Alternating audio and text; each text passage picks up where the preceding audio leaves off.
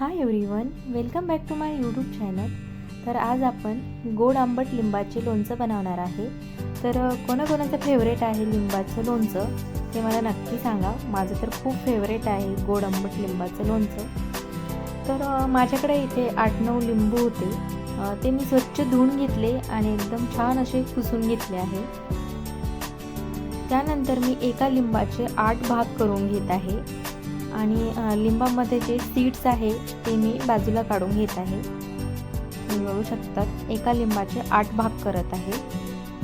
आणि लिंबू पण मोठे साईज मोठी होती लिंबाची आणि थोडेसे लिंबू कमीच आहे, म्हणजे 20-25 तरी पाहिजे, पण माझ्याकडे 8-9च होते. पण माझं खूप फेवरेट आहे लिंबू लोणचं, त्यामुळे मी नेहमीच करत असते.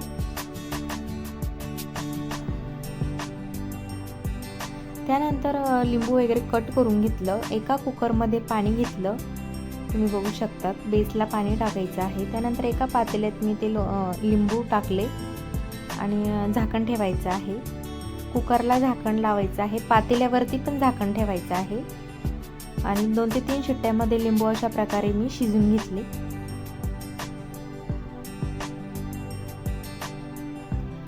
तर आता कढई गरम करून घेतली आणि जे शिजवलेले लिंबू आहे ती मी यामध्ये टाकून घेतलं आहे.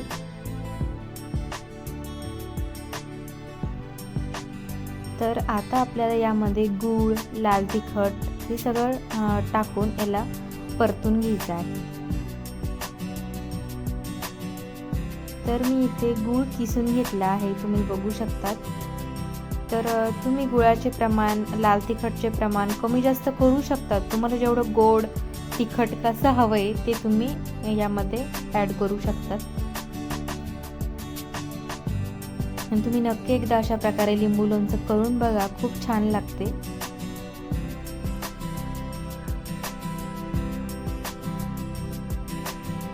मला थोडं जास्त तिखट लागते म्हणून मी थोडंसं लाल तिखटचं प्रमाण जास्त टाकलं आहे.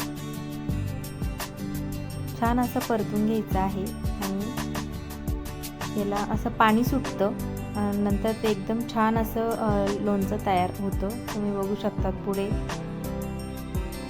अशा प्रकारे थोडंसं पाणी सुटतं याला आणि नंतर छानपैकी आपलं इथं लिंबू लोणचं तयार झालं आहे. तुम्हाला व्हिडिओ आवडला तर एक लाईक नक्की करा. चॅनलवर नवीन असाल तर प्लीज लाईक, शेअर, सबस्क्राईब करा. चला तर भेटूया नेक्स्ट व्हिडिओमध्ये. So take care friends and bye.